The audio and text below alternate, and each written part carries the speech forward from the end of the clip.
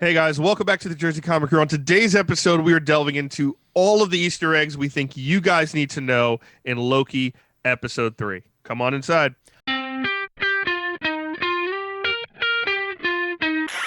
What's up, everybody? We're the Jersey Comic Crew. Chris just said Loki episode 3 just dropped, and we want to talk about the Easter eggs that you need to know. And guys, what I mean by need to know, I'm talking about Easter eggs that are going to enhance your knowledge of the Marvel Cinematic Universe. Not Easter eggs as a stretch or, something that's obvious, so that way we get more clicks by having more Easter eggs here, so you can click on that target like some other, institutions does. There's no clickbait here. No it's real clickbait shit here, except for that beautiful thumbnail that we have. Now, guys, also, this is your spoiler warning. We're going to talk about, obviously, the events in the episode to talk about the Easter eggs. So you're probably going to get spoiled if you haven't watched it. Now, Chris, why don't you take us away with the first Easter egg that you got for us? Absolutely. And the first one's right off the bat at the TVA fight scene. We see, at the moment, Lady Loki, she comes into the TVA right after episode 2. She drops in, she's fighting everyone, quickly realizes her powers aren't there. So that is direct connotation to everyone at the TVA, right? Whoever's in there, for some reason, we still don't know officially why, their powers do not work in there. And it's not just the collars like they put on Loki in episode 1 and 2. And as well, Loki just comes right after her, right? He comes right after her, chasing her down. And he opens the locker and grabs the daggers, which are very similar to the ones that we see him fight with in Ragnarok. He does that same kind of like flip with them as he's about to fight her. So that was a really cool touch as well. When they get teleported and they start fighting, Loki does his special magic trick where he teleports behind somebody, using his inherent powers, just like he did to kill Agent Coulson to get behind him. Some might say that's an Easter egg, or some might say that's just him using his powers. We'll see. We don't know. We're calling it. But the next one, they get teleported to Lamentis 1. Yes. Which is a very specific name for a very specific planet. In the year 2077, it's another Doomsday event, right? It's where Lady Loki's been hiding in all these Doomsday events. And this planet does have some credence in the comic book world. Lamentis 1 is in Kree space, which we know the Kree from Captain Marvel. It's one of their exterior planets that they use for, gaining its resources and kind of like mining facilities. That's why we saw a lot of mining shafts and a lot of like construction, vehicles all around. It's also kind of appeared not too long ago in a comic called Annihilation. It was in a kind of a prequel era comic called Annihilation Conquest Prologue. Very deep cut there. And it's where all these scavengers, like we said, are taking resources for the Kree Empire to help their empire thrive and kind of grow.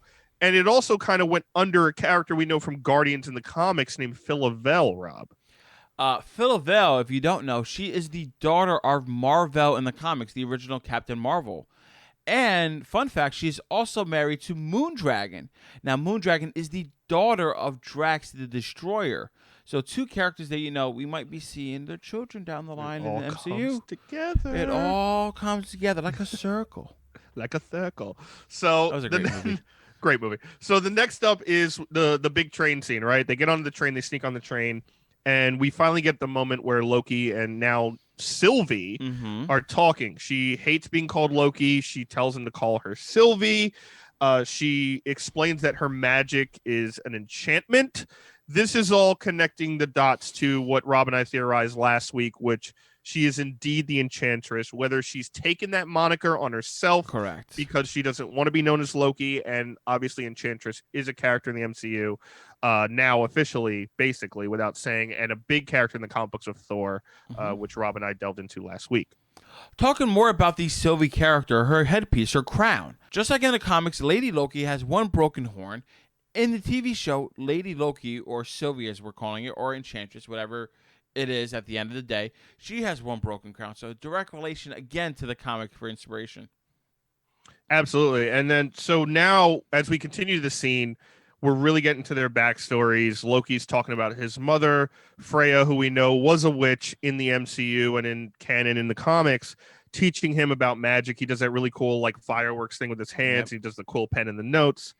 And we realize that Sylvie actually taught herself the enchantment trick. She doesn't have the same power set as Loki, which is another kind of hint to her being Enchantress. But on top of that, she has a similar backstory to Loki, but with some different canonical things, right? Her mother died very young. She only remembers bits and pieces of her mother.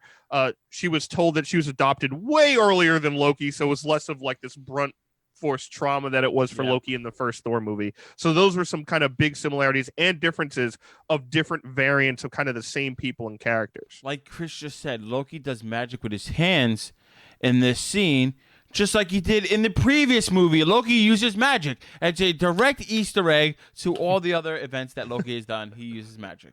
There you go. You're welcome, BuzzFeed. Hint, hint, wink, wink. Funny. BuzzFeed, Comic Resources, all you other guys stretching out content. All right, go ahead. Stretching Sorry. out the content. And the last one is honestly, Rob, my favorite.